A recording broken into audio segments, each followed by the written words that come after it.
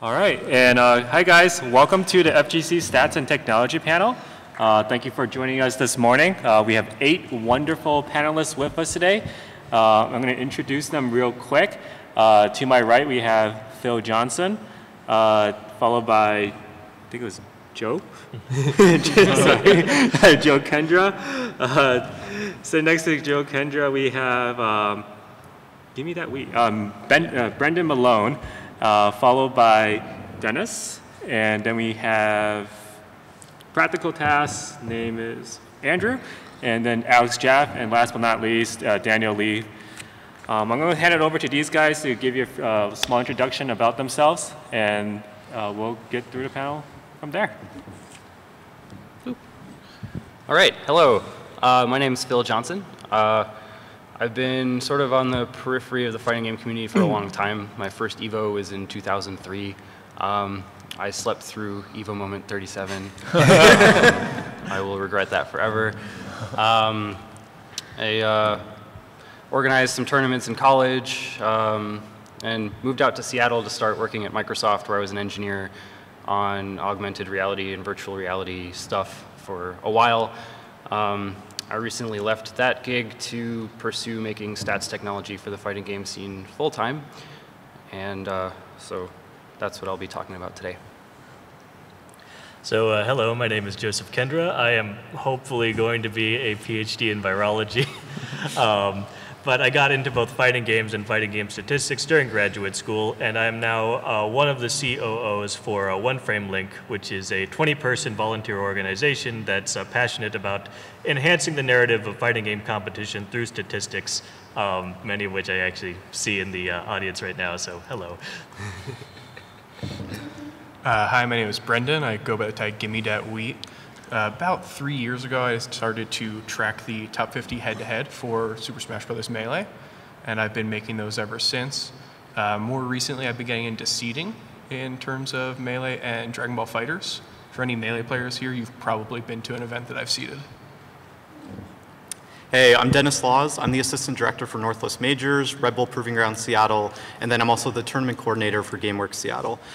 From around 2012 to 2015, I maintained rankings in the Pacific Northwest, and nowadays I spend a lot of my time using stats in order to help out the flow of tournaments that I attend.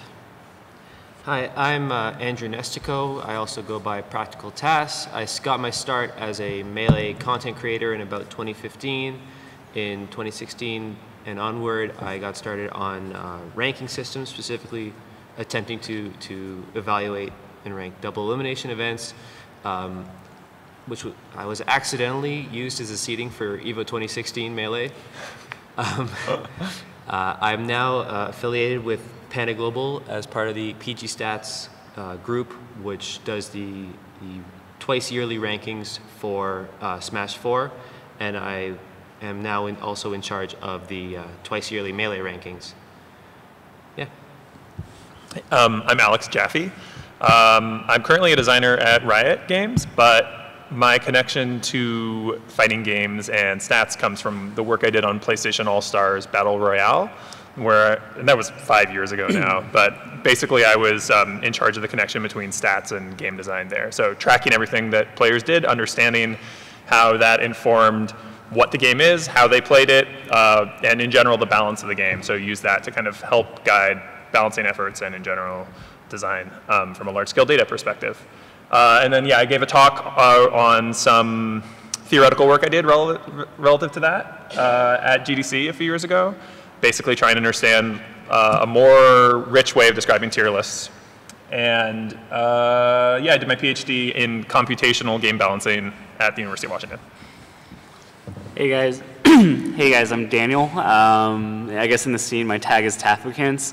Currently I do the business development for Counter Logic Gaming, which is an esports team, but in terms of stats in the FGC, I started TAFO stats and I actually started the SSBM rank, which is used for rankings, which Practical Tasks has taken over.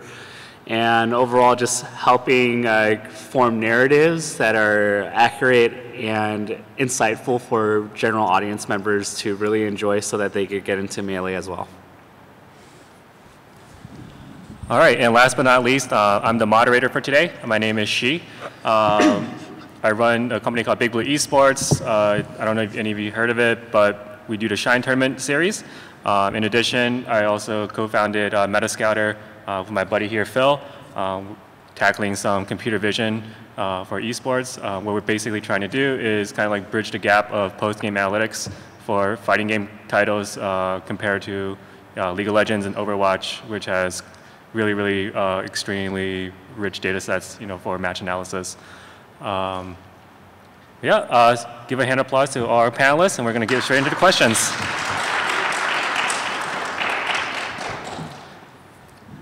All right, so for question one, this is towards Nick, Andrew, and Daniel.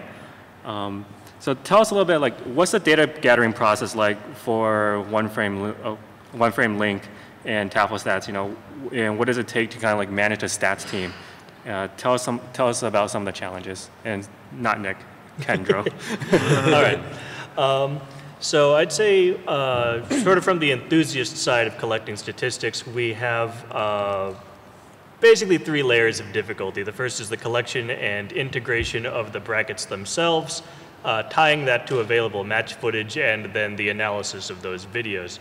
And we've taken a lot of steps to just kind of ease the process of all of those. So the import and parsing of SmashGG brackets and challenge brackets is a largely automated process for our database. So we can quickly, figure out who beat who at what part of the tournament pretty quickly after collecting all that information. Though one algorithm isn't enough to really make sure everything's foolproof. So that we do have a data integrity team that makes sure that all the information is accurate.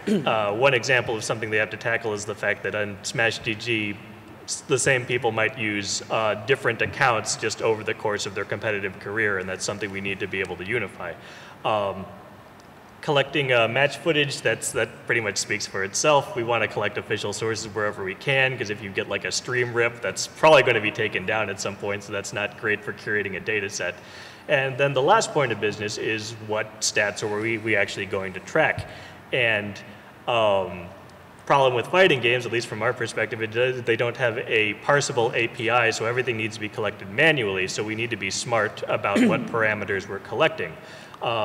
So because of that, and also looking into the fact that we're a volunteer organization, people have lives and obligations out of here, so there is a selective pressure on picking parameters that can stand alone by themselves and tell a story, but also scale well and interact with anything else that we track. So, life totals at the end of a round would be a good thing to track. And going for like a specific game example, the use of Sparking Blast when the game first came out as to how it is now, where it used to be a final ace in the hole comeback factor, and as the game has developed and more people are getting better at it, you see a usage of it very early in matches to like save a point character or do a touch of death combo. And it's a very simple metric to track, but it also does inform how the meta of the game is changing in a very meaningful way. Yeah. I kind of wish Alex designed Melee and other fighting games, because then we'd have very rich APIs. So a lot of the in-game data, unfortunately, we really can't do. As far as like challenges that I've personally encountered, it's very similar, because when people, first off, knowing whether or not a bracket exists, I think Melee fans are very passionate, for better or worse, so they might go like, wait, how come you didn't get that random local last December in like Ohio? And then they'll like grill me for not finding this set in the database. And also like the classic like Bizarro Flamer, like let's take Mango, who's a part of Cloud9. Like if you look in challenge brackets, he might be C9 Mango with a 0, C9 space Mango with an O, C9 Mango underscore C9. Like there's so many different automated processes that are kind of annoying to deal with challenge, because like you don't have an ID attached. So every TA is going to enter the name differently, and so you have to like capture that all, and it's like hard to like really automate consistently because everyone enters different names. And shouts to like the New York scene, because they seem to enter a lot of new IDs for the players. So like a player like Calvar has like 5 SmashGG IDs, which like I don't tend to realize until after the fact. So those are like all the little challenges with like automation. where you can get the bracket from Smash GG, and you import it, and then you realize data is missing for like one reason or another because they're using a different ID or they're doing something weird about the set. Yeah, I guess I'll just, I don't really have too much to add on top of what these two have said, but the most interesting issue that I've come up with on Smash GG is, first off, it's very significantly an improvement over what we had before, specifically because of the IDs, but we still have to manually look into the data set and make sure it's run properly.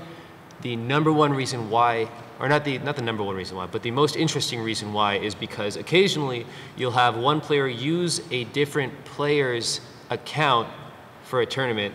So we can't even verify that it's like a one-to-many relationship between player and tag. It's actually many-to-many because in the occasional case, you have to change the player associated with the account just for that one tournament.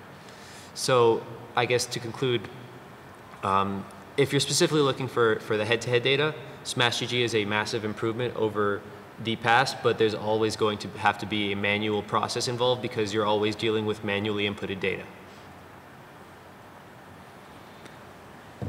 Sorry, I would just like to add something onto this. Contributing to TAFO stats is something that I also do.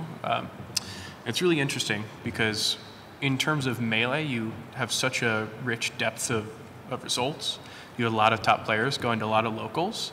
And because of that, we are faced with kind of the idea of, is there any exclusions we have to make? Or should we just keep everything in and then try to market if there's any reason to?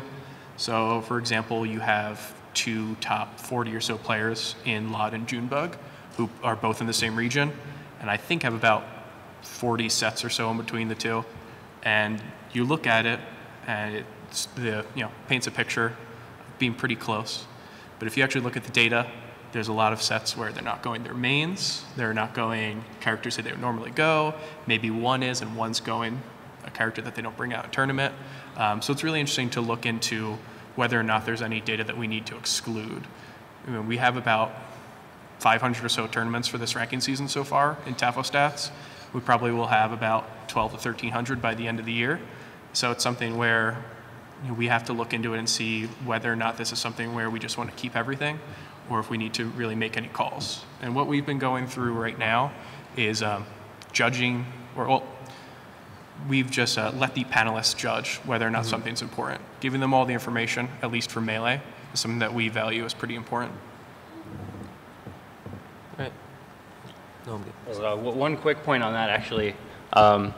So we've been doing a bunch of analysis on top 8s for major Melee events over the past year or two. And like, to add to that point, it's hard to know what to do with some of this data because Hungrybox is absurdly overrepresented relative to like everyone else, just about. So the question arises, how do you normalize your data set to make meaningful choices to analyze and make sense of that data? As one example, I suppose. Okay, so following up to that is, so there's a lot of good data nowadays, like a lot of it's online, on Smash.gg, on Challenge. I don't know how long most of you guys have been around, but before, data was scattered between paper brackets, this little software called TO Pro. It was all over the place, and it was really hard when it came to power ranking people. And now rankings is a subject of high controversy. Usually starts a lot of online social media fights. So my question is for practical tasks. You helped develop the PG stats algorithm. What was like some of the unique considerations that you had to make to finalize the methodology, especially concerning do you weigh some events heavier than other events? Okay. I guess the point of the current iteration of the PG stats algorithm. Maybe you want to explain what PG stats is first. Yeah, sorry. PG stats is I kind of mentioned in the intro. PG stats is the sort of collective that analyzes and produces a ranking list for the Smash 4 scene. And so we've done 5 of those, every 6 months, the PGR version 5, actually the final top 10 released just today, like an hour or two ago. And at least for the past 3 versions, which are the ones that I've had a part in, it's a completely automated system where we take into account players' wins, their losses, where they placed in certain events, and given their set of results over the qualifying tournaments, spit out a ranking list of the top 50 players in the world.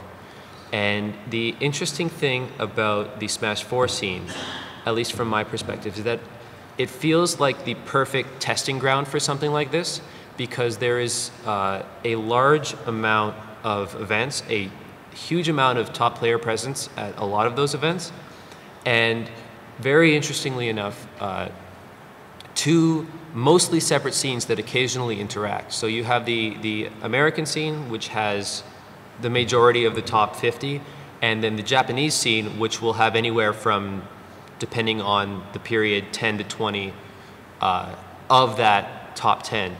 And so the interesting consideration you have to make there is, how do you weigh the results of, say, a person who we know is very, very good, but literally has never come to the United States, has only played other players who have come to the United States. So I guess it's, that's one particular thing that you need to take into consideration, but I consider that a positive because it provides a proof of concept for an algorithm that can be used globally.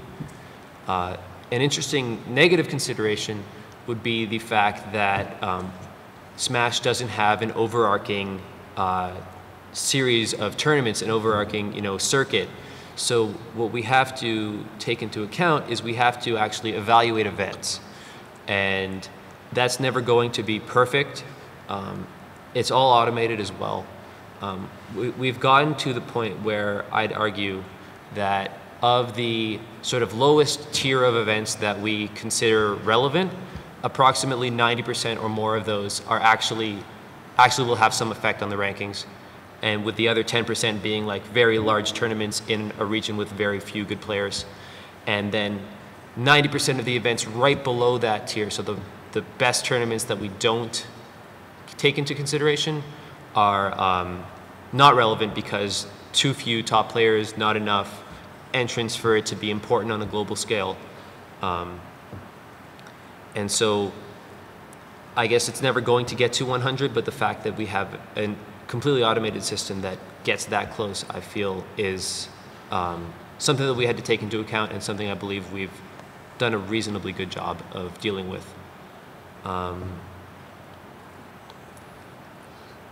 I think that's really about it in terms of the unique considerations. Can I ask you a question about the algorithm? Absolutely. One of the things that I think historically,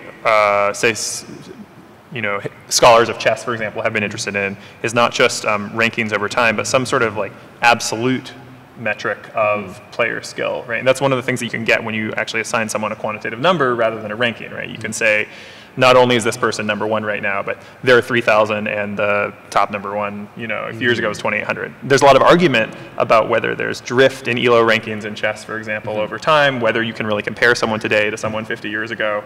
But I think even the fact that those questions arise makes it kind of an interesting area of discussion. And I'm just wondering, do you think, is there any potential for your algorithm to assign absolute numbers to people, and do you think there'd be any value in that? Okay. I guess currently, to explain, the algorithm provides a relative value for every player that is evaluated. It's just a ranking, right? There's a ranking, but there is a value associated with each player. The top person gets a score of 100, and then all the way down to wherever the bottom person ends up, and it's scaled. And every person in there is, so effectively a 99 in one ranking system does not necessarily equal a 99 in a different ranking system, because it's all scaled relative to the entirety of the list. So as of right now, we don't have any absolute scores. It's just the relative metric, and the relative metrics don't have any meaning across seasons. Whether I believe that's a possibility, I mean, I imagine considering the fact that it's done in chess, I can see it happening. But the issue has always been that there's so much noise and so little signal, and so it almost feels like like tangential to what the actual point of the ranking system should be, which is to chronicle and sort of promote the scene. But I guess something where you would try to track skill over time seems like a possibility, but not for the algorithm as it currently stands, because it's designed specifically to focus on one time period at a time. Cool. I'm going to make a funny, and I think Brandon and Practical TAS are going to relate with me, and I want to lay it out there. There are a lot of people over time that just kind of go like, well, why don't you just use ELO and Glyco? And it's like one of the most tilting things to do, because ELO is frankly really terrible for rankings. So I want to just kind of chronicleize that for you guys. And just very briefly, there are just a lot of issues with it. It's not really conclusive. The data sets we have don't really converge to relevant data beyond like top 10 maybe. And even then you get very wonky data. So like we get that suggestion all the time, like, why don't you just use ELO for rankings? And the short answer is that it's terrible. Yeah. The slightly longer answer is, think of it like this. If you have a 1,000 man bracket and you might have however many matches, 10 matches to get to grand finals and win. What does you winning the tournament say about the other 990 people you didn't play? What does ELO give you for that? Absolutely nothing. It gives you just complete zero. On the flip side, if you have a system that takes only placements into account, you could have a situation where a certain player could be the beneficiary of other top players getting upset and having an easy bracket into top 8. So to me, it feels like ELO alone is insufficient. Placements alone provide too much noise and not enough signal. And so any system where you're trying to algorithmically rank people would have to take both into account. If I could just mention one quick thing about the Melee rankings. So this year they're done by PGR, which is the same exact group. It's the same people, yeah, it's the same group that does the Smash 4 rankings. Yeah. I just want to point out that there's something really interesting in the difference in methodology, which is unlike the PGR for Smash 4, the Melee PGR still uses a panel-based ranking system. And it's really interesting to look at it because my view in particular of rankings, especially for something like Melee, where there's the wealth of data that we have, is that's important that you can look at the ranking and understand that it's a human, that there's some sort of human element, but not a specific human. You know, if I were to make my top 50, no matter how confident I would be in it, I wouldn't want it to be released as the top 50. I don't think you should look at a list and see that any one person had such a large effect on it. But looking at the top 50 for Melee, it's really interesting because I know a lot of the panelists, myself being one, and I saw a bunch of their lists, and it's very interesting to see how these different thoughts regarding rankings, people value peaks, some people value consistency. It's really interesting to see how a lot of that all plays together. You have the example of someone like Westballs, who is 18th, I believe. Yes. And a lot of people, myself included, who I talked to, ranked him about 16th, some 15th, because of his strengths of wins against the top level players. And then you have other people who said he won't make top 20, you know, he should be 22nd because of some of his bad losses. So it's really interesting to see that you have two different sets of views, but because of the human aspect to it and because of the amount of people that we have, 35 on this specific one, it's really interesting to see how that all can play in and make a unified ranking.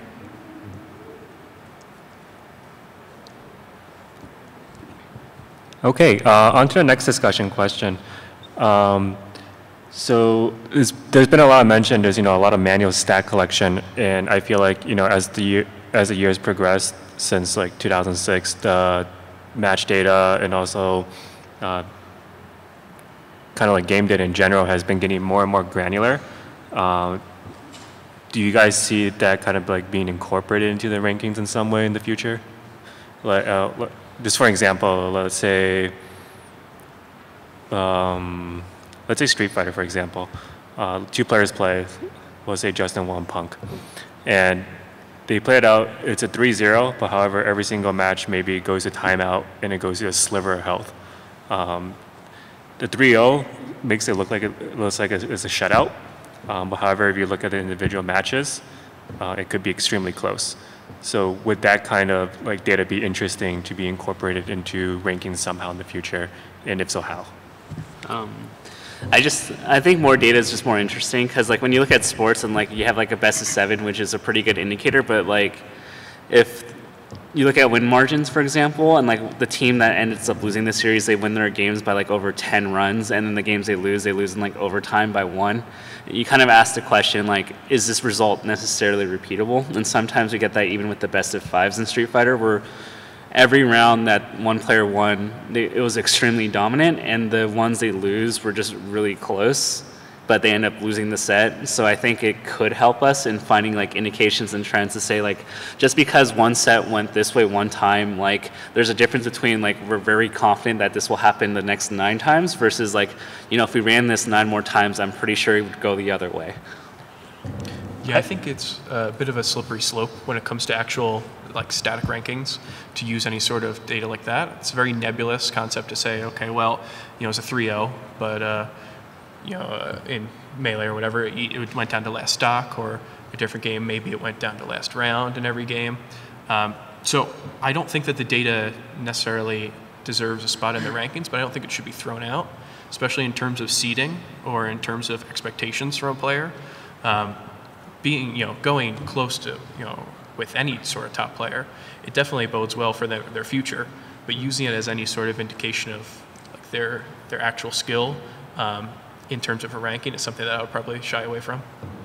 Yeah, for rankings it's difficult, but it's useful just in terms of stat collection and getting yourself more information to get something practical. Because, I mean, think about seeding at a tournament, right? You're generally looking at consistency. You can have people who peak really high, but then you can have people who just, you know, won't necessarily make it. So for a ranking, for example, that can be difficult, but it can be very useful to pull that off to see, you know, what is the reason this is the case. Because oftentimes when people look at seeding, for example, they look at it like a 1v1 basis, right? Why is X player rated higher than Y? When generally you're looking at tiers of players. You're looking at you're looking to see how everyone is doing relative to each other. And being able to put people in positions where it's like, you know, these people are able to clutch it out, these people are actually able to make plays. And it can be exciting anyway, because often you'll see those people play against the top seeded players, and if you do it another way, perhaps they can peak, perhaps you go with that, but then you can end up with a bracket that just ends up with like an unnecessarily easy path, which is difficult in this day and age when you have Pro Tour circuits and all these rankings for everything else. Go ahead. Oh, no, yeah, no, okay, anyway, I feel really conflicted about the use of data in like non-win loss data in ranking, because like on the one hand I do think you could probably build a model, right? You could build some machine learning system that is able to predict more effectively who's going to win in a matchup using some side data, using stuff about, you know, their end health, or, you know, whether they're performing certain key skills, things like that. On the other hand, I think that if you're actually trying to evaluate people, like it basically doesn't do justice to the variety of play styles that are out there, right? Like if you're looking at the margins for, you know, how close you were to losing, you are implicitly essentially punishing people who choose to play an aggressive game, right? Players who play conservatively and, you know, more defensively are going to, you know, look better in a system that, you know, says, hey, do you have a higher margin? Even though that might not be the best actual method for winning, right? And you really, really want to push players, any ranking system should push players towards winning, whatever the method is, right? And so basically any other metrics you use are gameable, intentionally or otherwise, right? Players may essentially accidentally be gaming that system. If you're trying to measure someone's ability to win, you have to look at wins. Yeah, let's talk about data gathering for a second. Let's talk about the best people, Justin, Tokido. It's like they can lose a round, they can lose a game, they can look, right, oh, they're defeatable, and then you just watch the rest of it, and it's like, what happened? Like, that wasn't a part of it. Right, they're just downloading you. Yeah. So instead of rankings, what it can be useful for is it can be useful for kind of determining what kind of player they are. And this can be used for the narrative of the tournament. It can be used for the narrative of how the game develops, Right. whether people are very aggressive or whether they're very defensive. You know, the old stories about like West Coast going in, East Coast playing lame, right? You can actually track how lame that is. You can show like who are the extremes about how this is all going. So for rankings, it's hard, right? Because all in all, the win is the win. And this is also one of the difficulties with rankings, right? People can rage about like where they are relative to the ranking, but it all kind of comes down to tournament performance, right? So it's hard to take that and put that in, but the additional data I feel is useful to those of us who put tournaments together and also to just people who spectate, who watch, who enjoy that, and people trying to learn from everyone else as well. So finding ways of implementing it is all hard as we all do our rankings and like find ways of actually showing this off, and especially because it kind of gets lost in the main story too. But everyone here is kind of working on ways of making it more visible, and I think with how social media is, you're seeing more of those stories get out there anyway. So it's nice to be able to put like a little fact behind it when we're there. So I'd say the other aspect of this is, you know, outside of Melee, this is a, you know, post-patch world. So you'd also have to be looking at performance and statistics that are going to be very dependent on the version of the game that's out. I'm thinking very strongly about like Street Fighter V's Abigail in Season 2, where you'd have like 1% of his health left and the opponent would have like 70, and it didn't really matter because he just got that one hit. And yeah, that's something that would be great for commentary, and you know, just talking about like playstyle and stuff like that. But in terms of like factoring that into ranking off of kind of character explosiveness and how that's liable to get normalized later, I don't know how that's like a sustainable practice at all.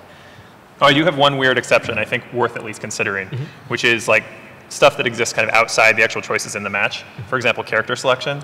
I do think there is some room to do some kind of character-dependent ranking at some point. Either talking about, hey, players having multiple ranks depending if they play multiple characters, something like that. Often less relevant in fighting games, but across other esports genres it can be relevant. And even potentially kind of reflecting the fact that a player is playing like a high IQ character or something like that in their ranking. So I mean, I don't know how to do that stuff, and it's definitely pretty fraught with potential problems, but I think it's something worth exploring. I don't know. I personally, at least for player versus player rankings, I feel the character selection just needs to be priced into where you end up on the rankings. So like, if you're picking your character suboptimally, you can't just say, oh, I would be better if I was playing a better character. And I guess back to the original point, at least for Melee and Smash 4, I feel that if we had access to consistent, verifiable data, at least on like round count, stock count, then I would look into whether or not that had some predictive power. But at this point in time, I don't even know whether most pools are a 2-1 or a 2-0, so I am not trying to I'm not trying to extrapolate.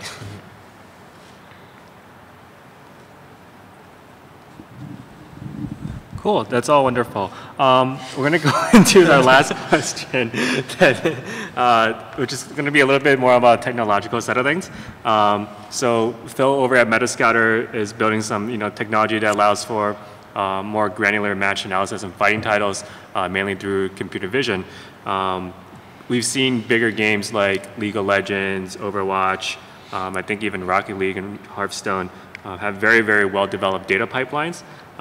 What are some challenges, Phil, that Metascouter has faced with this computer vision approach? Sure.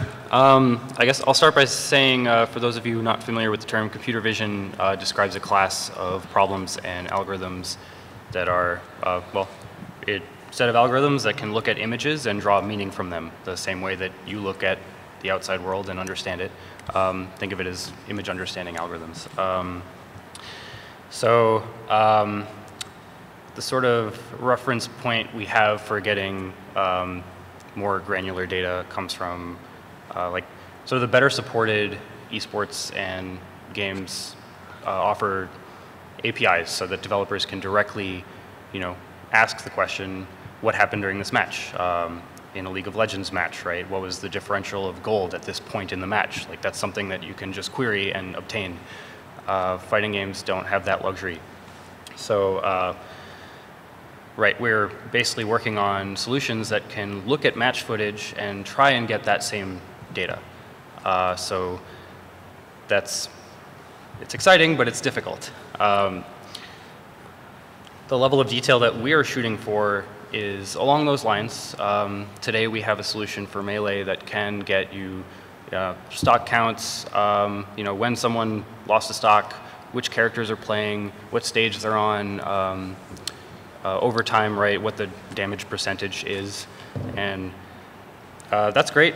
But the questions that keep arising, right, are like, well, what about player position and, what moves are characters doing? And that's really where the big challenge arises, because it really falls back down to collecting data manually. You need a lot of reference data around which you will build your algorithms and train them, and that comes with, sitting down, having people draw boxes around things, and you need, at a minimum, several thousand examples of every different class, and it gets, the amount of work quickly kind of explodes. So one of the things that needs to be addressed there is how to automate that process.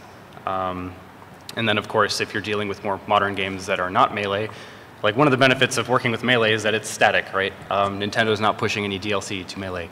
But if you're working with Street Fighter V, right, you get new characters, you get costumes, you get all kinds of updates that change the visual appearance of the game, and you need a solution that is adaptive to that. And of course, then that also means that anytime you're working to support a new game, there's a non-trivial amount of work involved. The other restriction that kind of sucks is that you can only work against video. Like, ideally you're collecting this kind of data for every single setup at EVO, for example, right? You want to know all this information for every match that took place at a tournament, and that requires putting, deploying a solution at every station, which is expensive and logistically challenging. Though there are a bunch of benefits as well, like the fact that you're not actually limited to whatever is implemented in the game. So this might have changed, but last time I looked, there were a bunch of little solutions in place to scrape what was on CFN, the Capcom Fighting Network, for Street Fighter V matches and stuff. And you don't really get much outside of, win-loss ratios, performance in certain matchups, like nothing that really tells you about what transpired during, over the course of a single match. And so a computer vision solution is a way to not depend on the publisher or the developer, and to just go and implement, basically create a side channel for that data yourself, which is cool. It's also, so we've actually integrated with one broadcast, the New England Invitational out of Maine a few months ago, and sort of one of the benefits we discovered with using computer vision is that it's really easy to integrate into the broadcast, right? Broadcast teams are good at shuttling video data around to different, parts of their setup, and we just sort of are able to plug in real nicely. They just give us a feed of the game, and actually, when we were working that event, we were able to do it remotely. We just had our software, we just pointed our software at the Twitch feed, and that worked great. Well, until there was an accidental transition mid-match, and also we had some hiccups with stream quality because they were in Maine. And so, there are some challenges there, but it worked pretty well. On-site is better, but the remote possibility exists as well. The other cool benefit is that you can analyze archived footage. So, we've been able to download tons of YouTube videos and get historical data on tournaments where, no one was measuring this kind of data. So you can get a sort of retrospective picture of things that happened before this capability existed, which is nice. The other cool benefit that we haven't really exploited yet is the fact that this metadata is already, by nature of the solution itself, aligned perfectly with the footage. So we're hoping we can do stuff like be able to search for interesting moments and get, as your feedback, clips of video. So it'd be cool to be like, all right, well, give me every time at Evo that Daigo got hit by an overhead or something to that effect. Like that's sort of the dream.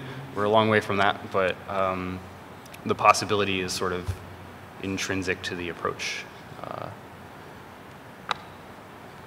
That is my yes, over.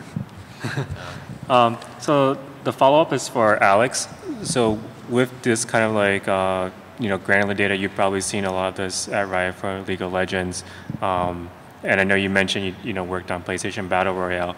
How does this kind of like data like affect your challenges as like a game designer on, I don't know, like moveset determination or like just basically general habits on how maybe not just competitive players, but how the general populace like plays the game?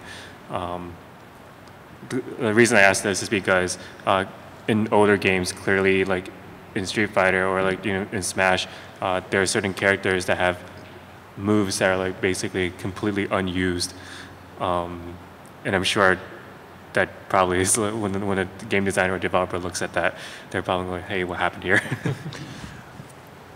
Yeah, it's funny. I was like just listening to Phil right now talk about all the struggles they go through to sort of capture like even basic data from video footage. I felt like a lot of developer privilege were coming to me, because we just have like perfect data about every single event in the game, like 5 years ago, just like, going through this stuff, millions of games, it's like, let's see, what do we want to figure out here?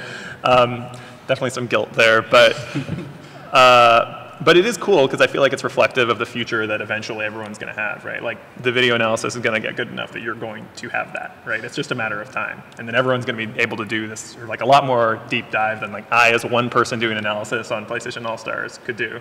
I'm really looking forward to these kind of huge collaborative data efforts. Yeah, I don't know, like one of the things that's interesting to me is the extent to which like the kinds of questions that players and streamers and developers are interested in the questions that they're interested in are similar or different from one another. Like one of the things I noticed early on, when I was doing this analysis, I was interested a lot in, for example, character balance. That's a huge thing we were looking at, right? That's something players are going to hold us accountable to pretty hard. And so and data is one of the best ways, not only of figuring out the truth, but also kind of arguing for the truth. It's like, okay, you guys all think Kratos is OP, but it's terrible, right? He's just played a lot, which doesn't invalidate, the player experience, but it's helpful. And then in contrast, one thing I've noticed is that I feel like when players and streamers talk about data, they're often talking about specific competitors, right? Like a lot of the stuff that I see you guys talk about is like, like player rankings, for example. And I'm like, it's a kind of a cool difference of perspective. It's like, how good are players versus how good are characters in terms of focus. I think everyone cares about both of these, but it's just a different emphasis. But then I think there's this common set of questions that are interesting to everyone. And that's more like basic understanding of the game. I was talking to one of you before this panel, I can't remember who it was, basically talking about this idea that, from the perspective, for example, new viewer, it's really, really helpful for them to understand, like, what should I care about when I watch this game? Like, what actually matters? There's so much going on. And I think data is actually a really, really cool way to explore that and to make it clear, right? To be like, hey, like, if I'm, in the end, the thing that matters is who wins, right? But like, in the course of a game, like, from moment to moment, like, what determines who wins? Like, what are the key factors? Like, and we did a lot of this when, as designers, we care about the same thing, right? Like, when you make a game, you put a bunch of systems in place, you put a bunch of characters, mechanics, and you're like, I don't know, like what's actually going to make a difference, right? Not only what will players care about, but like what will actually determine, what are the skills that matter, what will determine who wins and loses. And so a lot of the analysis was like building models early on for like literally what factors contribute to win. Like in PlayStation All-Stars, the system is a little bit weird. You hit opponents to build energy, basically. You spend energy on supers, and supers are the only thing that can kill. So really, you're just hitting to build meter, basically. And so like one of the key questions you might ask is like, well, what actually matters? Is it how you build your energy, or is it how you use your supers? Like, which of these contributes more to, to skill, to your ability to actually close out a game? And so we were actually building models for like, which factors are the most determinant, right? Or like in a multiplayer, like in a free-for-all game, what matters more, like kills or deaths, right? Obviously kills matter more, but to what extent, right? And I was actually building like, predictive models that say like, hey, if your kills, like essentially you can predict your probability of winning as a function of your kills and deaths, right? And I feel like this kind of thing is like interesting for everyone. This is the kind of stuff that we should really be looking at, is like taking these really, really complex games, being like, what matters? What are the key factors that everyone should pay attention to, that players should pay attention to, so they know, like, okay, I should be watching, it's like, it's the use of supers that really matters. So when that super goes off, I should be watching this thing and seeing, like, who's able to avoid it, who they're able to kill. And then from a designer's perspective, same thing. Like, what are we going to need to focus on in balancing? What should we put our design effort into? How do we understand who's good and who's bad? So yeah, I mean, there's a million questions. Like I went like so deep in trying to understand like little detailed stuff. Like I'd get a question from the creative director, like, we heard Jack's up triangle attack is overpowered. Can you tell us, like, is it? In what context? Why? What should we do about it? And I would do like days and days of analysis, writing this like 10-page report on this one move and its role throughout the ecosystem, who's using it at different skill levels and which matchups, when it's effective, when it, is perversely, actually like negative, like all this stuff.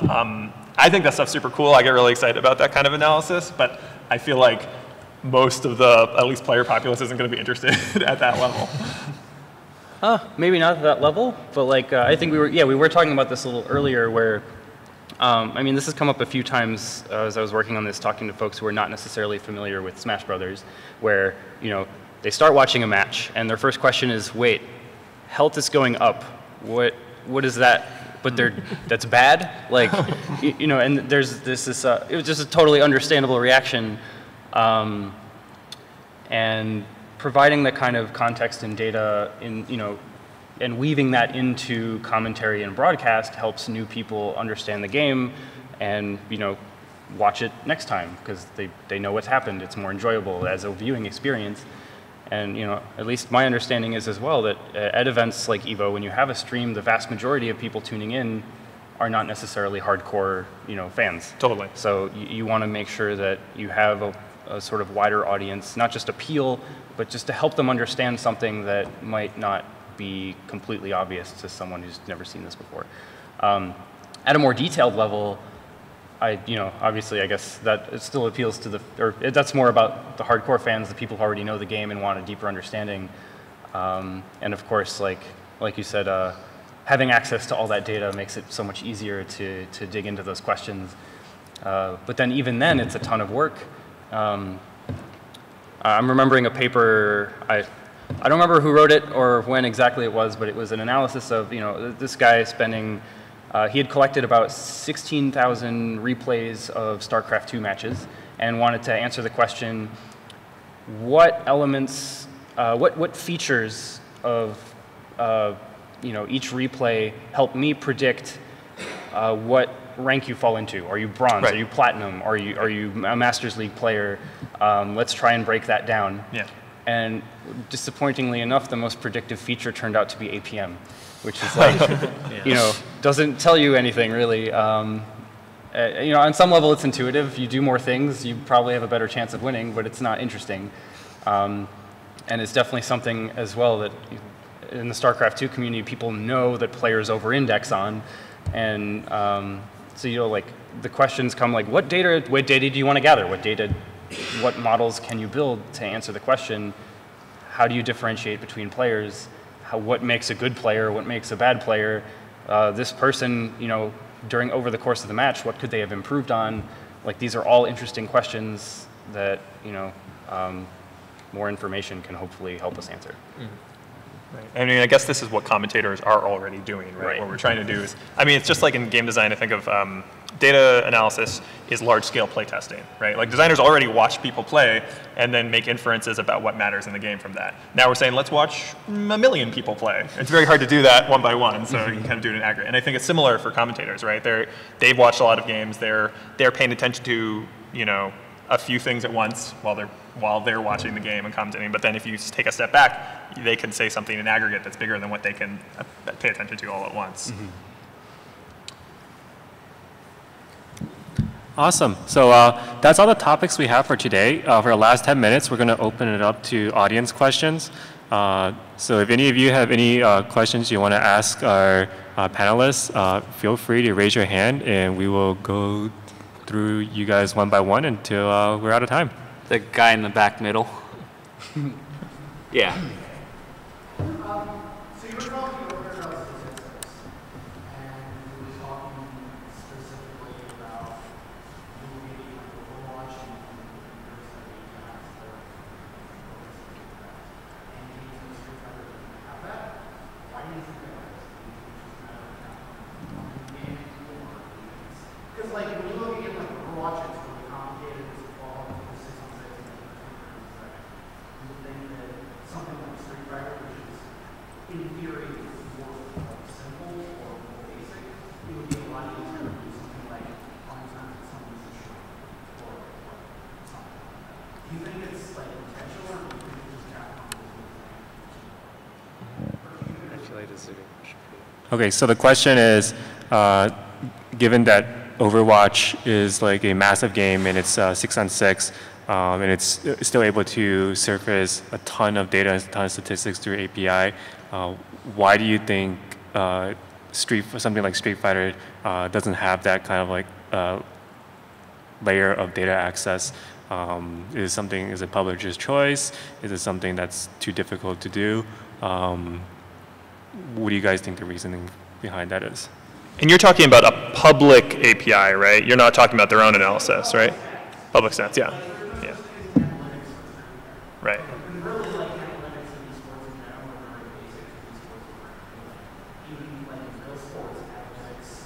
Really didn't start coming into play until, like, for example, football, like 75 years ago, professional football. So, like, I'm just kind of wondering why aren't these things more common?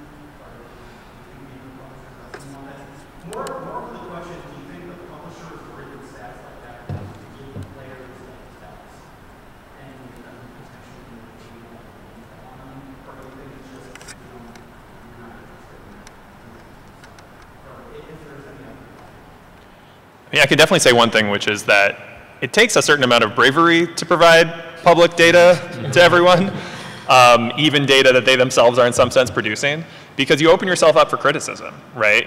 You let players tell like a million stories with now backed up by data about why your game is wrong, right? Why you did a bad job designing it, like every possible. Not only can they point to legitimate balance problems, but they can just point to like how the thing that they care about isn't being treated right.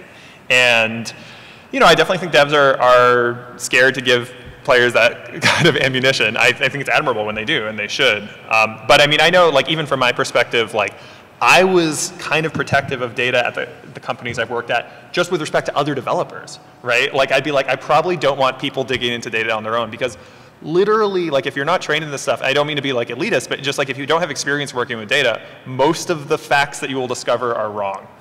It's like there are so many ways to get misled by data if you look at it kind of from a superficial basis, and you haven't just learned to be really, really critical of it. So I think, yeah, if you give players just like, you know, the fire hose, you're like, have fun, they're going to discover all kinds of things which are at least misleading, if not wrong. And that's fine if you sort of have the culture built up for how to deal with that and how to be like, okay, not take it too seriously, but, you know, still be positive with your players. And I think over time, everyone will do that. It's just different cultures of game developers are embracing this at a different pace. Even, you know, I know that like Capcom wasn't really looking at data internally a few years ago, let alone providing it externally, from my anecdotal understanding. So, yeah, I would just give it time, but I just think it's a scary move. There are things to add about that because, like with Overwatch, you pretty much have to be online to play it.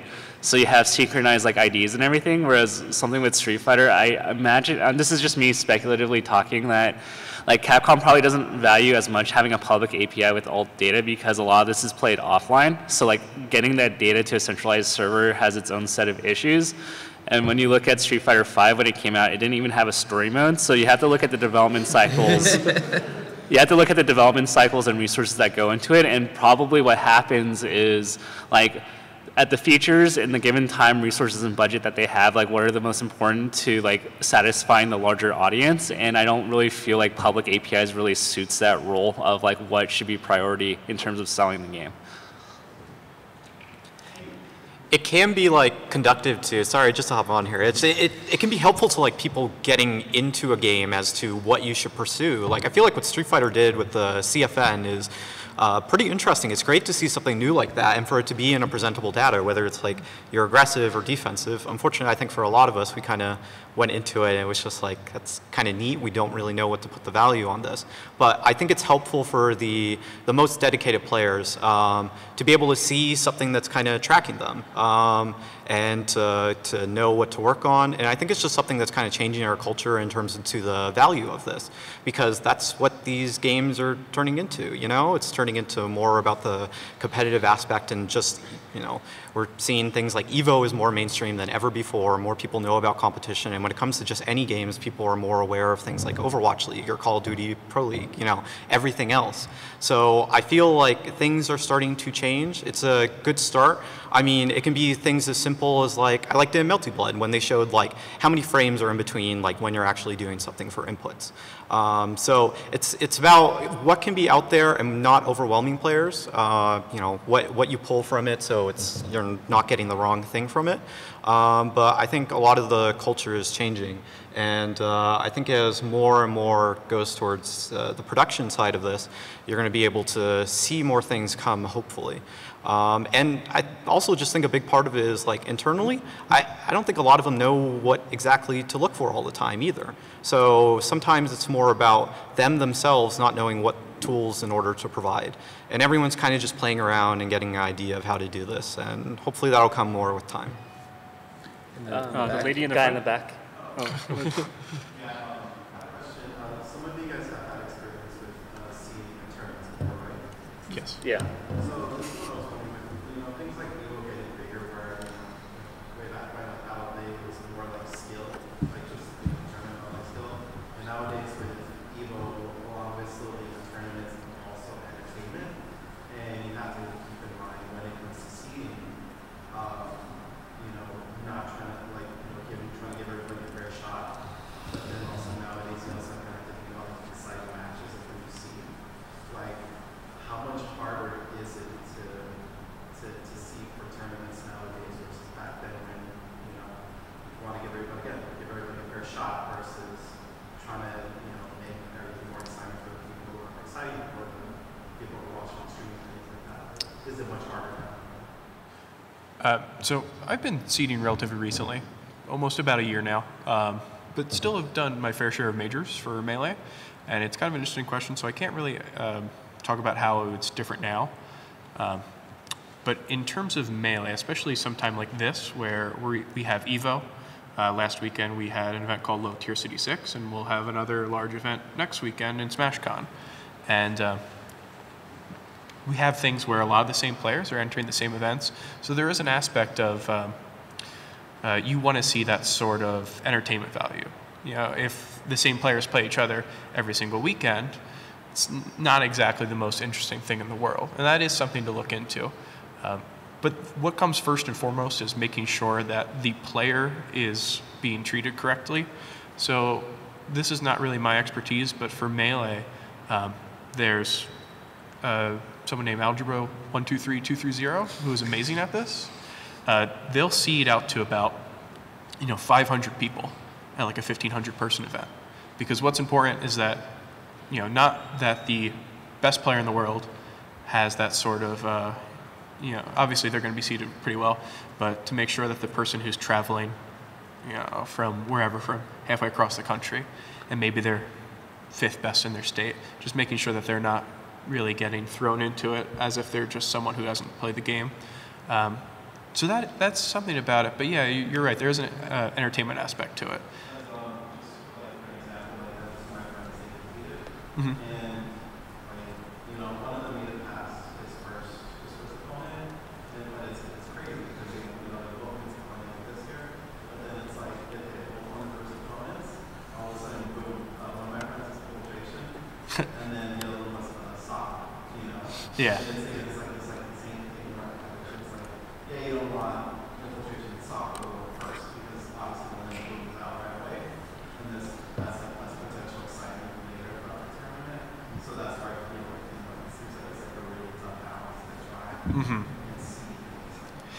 Yeah, I've never done Street Fighter seeding, but something that's very interesting coming from Melee, where we have, as I said, we have loads of data.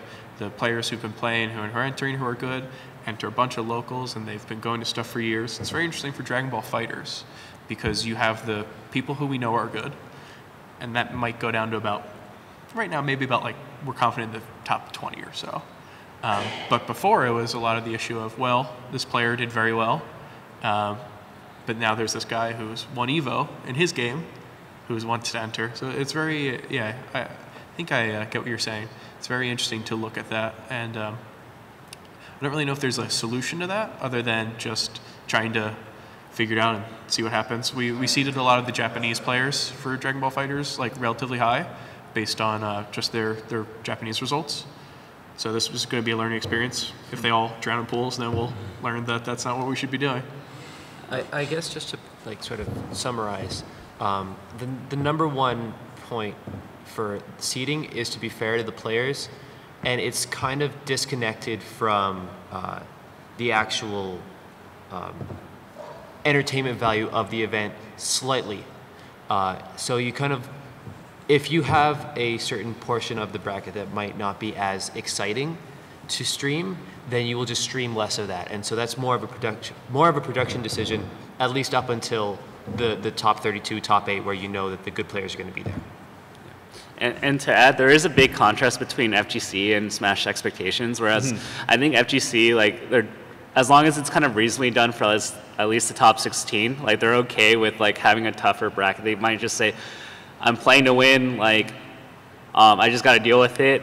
Whereas Smash, I think because we've been a lot more transparent in going down the list, I think you mentioned that there's 500 people seated.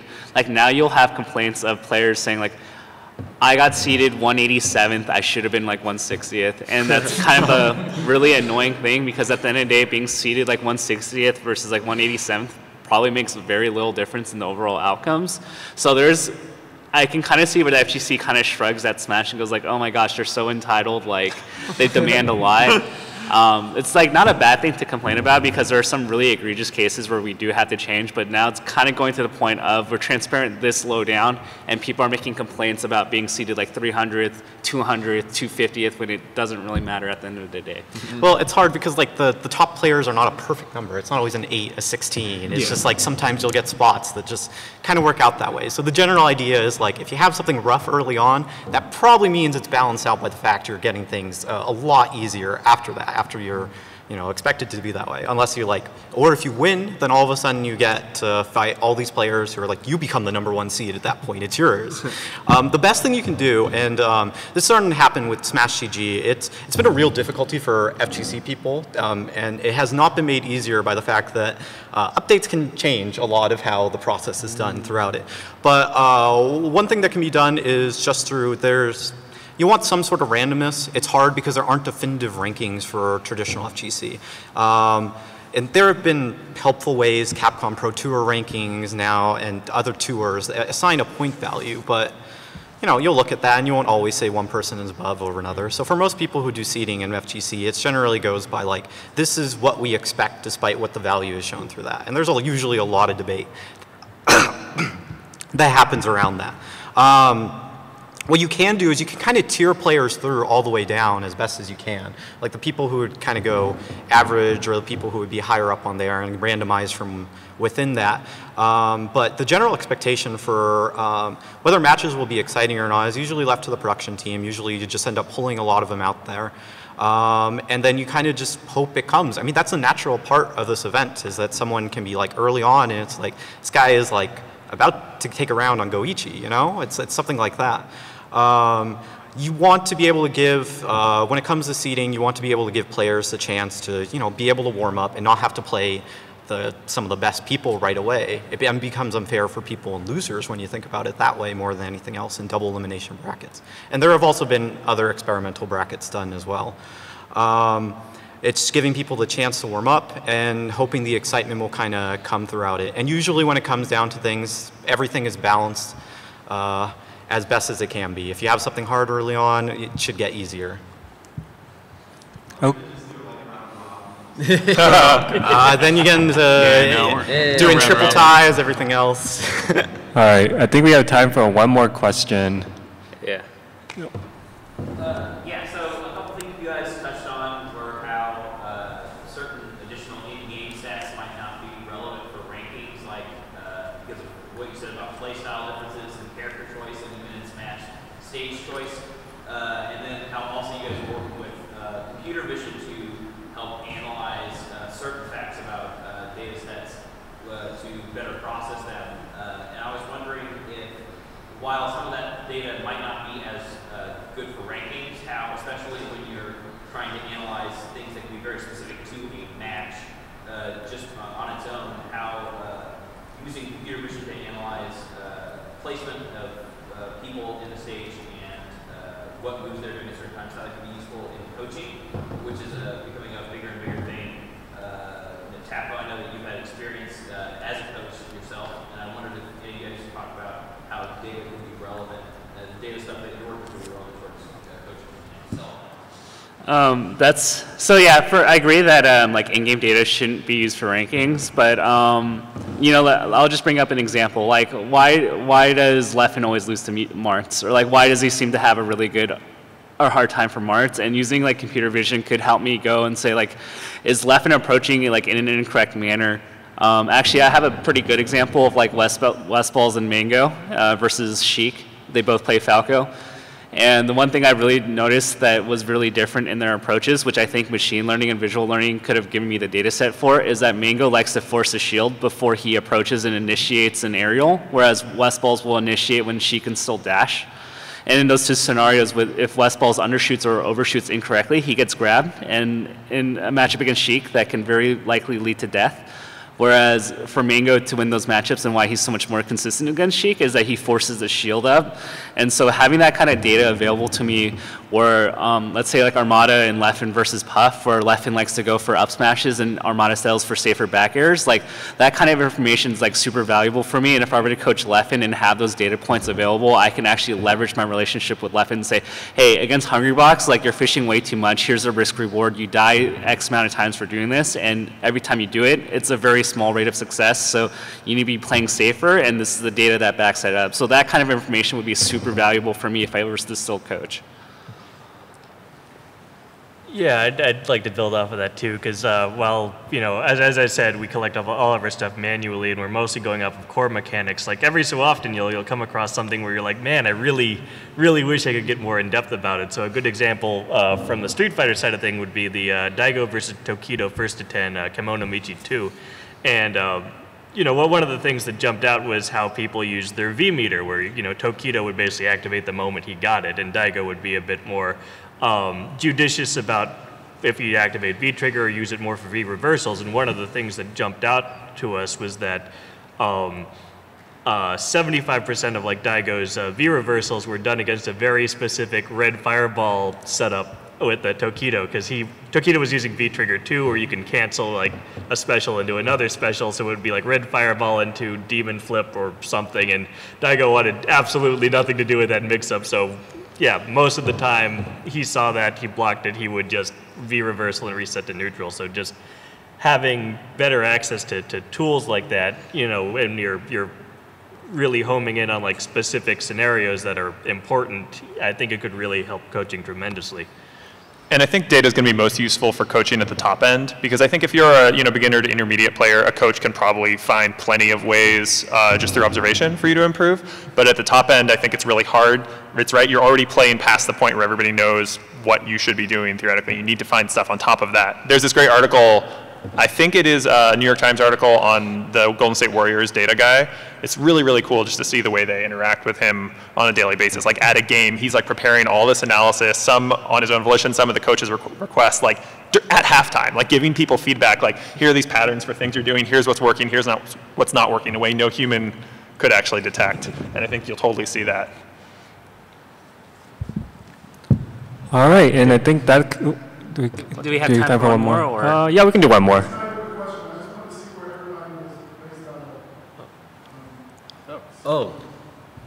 Let's start from the end. Yeah, maybe we should go to. The question was, who were we based? I'm from California, LA. I grew up in LA, but I live in the Bay Area. I'm from Toronto. This is actually my first Evo. Seattle.